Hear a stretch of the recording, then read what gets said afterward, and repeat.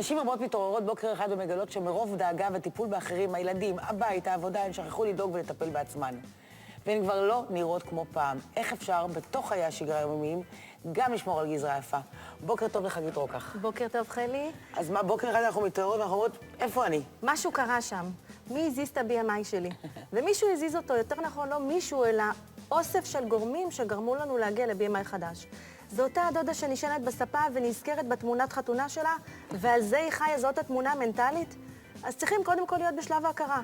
זהו, ה-BMI זז וצריכים להתמודד עם המציאות החדשה הזו. איך מתמודדים עם זה? זו כבר שאלה אחרת. מה עושים? אז מה עושים? אז קודם כל אנחנו צריכים לבחון כמה ומתי. זאת אומרת, מתי קרה הרגע המכונן הזה שעליתי על הג'ינס ואני אומרת, זהו, זה לא עולה עליי ואני לא מוכנה שזה יקרה יותר. ואחת הבעיות היותר גדולות בשנים האחרונות, אנחנו כמעט כל שנתיים מחליפות את הגרדרובה בארון. לגמרי. ואנחנו בכלל לא רואות שבגדים מלפני 3 שנים לא עולים, כי כבר הם לא נמצאים אצלנו. נכון, זה בדיוק ככה, חלי, אנחנו מנסות לטשטש את העקבות של עצמנו, כי הגזרה משתנה. אז ברגע שאני צרפתי זיכרון חדש שאומר, רגע, הג'ינס הזה לא עולה עליי יותר, ואני רוצה להתמודד עם המציאות הזאת, זה שלב ראשון. נכון. זה באמת כמה אנחנו רוצות לעבור את התהליך. אנחנו חיים בדור של אינסטנט, והמערביות הביאה המון דברים שרוצים כאן ועכשיו. מסלול של ירידה במשקל הוא לא קורה ביום. נכון. וכמה צריך להיות באמת על כמה דברים אני מוכנה לוותר בתוך המסלול הזה. כמה אני מוכנה למסלול הזה, כמה הסביבה התומכת מוכנה שאני אעבור אותו. כמה היא תהיה לצידי. איך אני מגייסת את עצמי אבל? איך אני מתחילה? אז זהו, אני חושבת להפסיק להיות בדיאטות טרנדיות, שכל הזמן אני מחפשת את הדיאטה הבאה, זה הדבר הראשון שאנחנו צריכות לעשות, כי חוץ מאשר אנחנו נחווה עוד כישלון, או נרד במשקל בצורה דרסטית ונעלה בחזרה תופעת האקורדיון, אנחנו למעשה נצרוב גם זיכרון של כישלון ועוד כישלון ועוד כישלון, וזה הולך ונהיה יותר קשה. יש גם את השעון הביולוגי, את מסכימה איתי שהוא גם הוא מתקתק. נכון, כמו כל שעון. נכון, אז הוא מתקתק לרעתנו, כי המטאבוליזם משתנה ואנחנו קצת יותר קשה לנו משנה לשנה לרזות.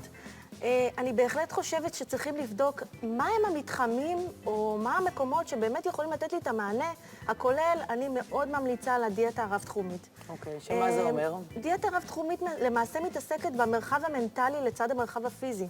זאת אומרת, חייבים להיות בכושר, בפעילות גופנית, לפחות פעמיים בשבוע. אוקיי. חייבים להגיע לאיזושהי קבוצה של ירידה במשקל, קבוצה שנותנת את הכלים המנטליים לתוך התהליך עצמו, הרבה ידע. לצד זה אני ממש ממליצה על תוספי תזונה, מכיוון שלשים פלסטר על הפה זה לא הפתרון.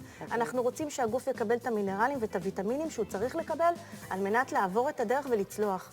ולצד כל אלה חייבים גם להירגע. חייבים ליהנות מהתהליך, להיות באמת במקום שאני הולכת לדימוי עצמי חדש, והדימוי העצמי החדש הזה יכול לקרות תחת קורת גג אחת, במתחמים שהיום מציעים את השירות הזה. הכל קיים, אני יוצאת פעמיים בשבוע, מקבלת ב3 שעות כל פעם את כל העזרה שאני צריכה לקבל, את כל הדוויית דרך, את כל המתכונים, התפריטים, איך לעשות, בישולים, מה להביא הביתה. זה הופך להיות שיחת הסלון שלי, ויצאתי בסך הכל פעמיים מהבית, והגעתי למתחם שנתן לי את המענה.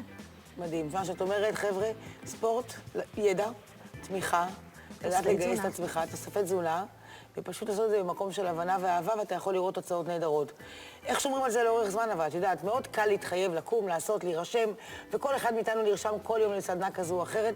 איך אני באמת משמר, הראיתי 10, 15, 20 קילוגרם, איך עכשיו אני משמרת את זה? אני חושבת שנגעת פה בלב העניין, זה הנושא של כמה מהר אנחנו נרשמים, ומה באמת אנחנו רוצים לקבל תמורת הרישום הזה. בואו לא נשלוף את הכרטיסי האשראי מהר מדי ונוודא האם המקום הזה שאנחנו נרשמים אליו, הוא באמת לוקח כחלק מאחריות אישית את ההגעה שלי לאותו המקום. זאת אומרת, אנחנו מכירים מתחמים שזכות הקיום שלהם יושבת על אלה שלא מגיעים. אנחנו רוצים להיות במקומות שיעטפו אותנו וידאגו לכך שגם ברגעים שקשה לי, וגם ברגעים שאחרי שבת ואכלתי ולא בא לי להגיע לקבוצה, יהיה מישהו שירים את הטלפון שם ויגיד לי, בואי, אנחנו כאן בשבילך. לא הגעת בשבוע שעבר, אני רוצה שתגיעי לכושר. אני חושבת שהמעטפת הכוללת, השלם, זה הזמן שלנו לדבר על באמת כמה השלם הזה הוא חשוב בתוך התהליך, כי אי אפשר לגעת רק בזה, או רק בזה, או רק בזה. זה מכלול. אורח חיים בריא מדבר על הצלחה רוחבית, והרוחב מתנהל גם בתזונה שלנו, גם בידע והכלים המנטליים, וגם בכושר הפיזי שאי אפשר לדלג עליו לצערנו. וזה לא הכי קל לאדם שמן לקום ולעשות פעילות גופנית. הרבה יותר קל לו לוותר על משולש עוגה, מאשר לקום ולעשות שעה פעילות גופנית. לגמרי, לגמרי.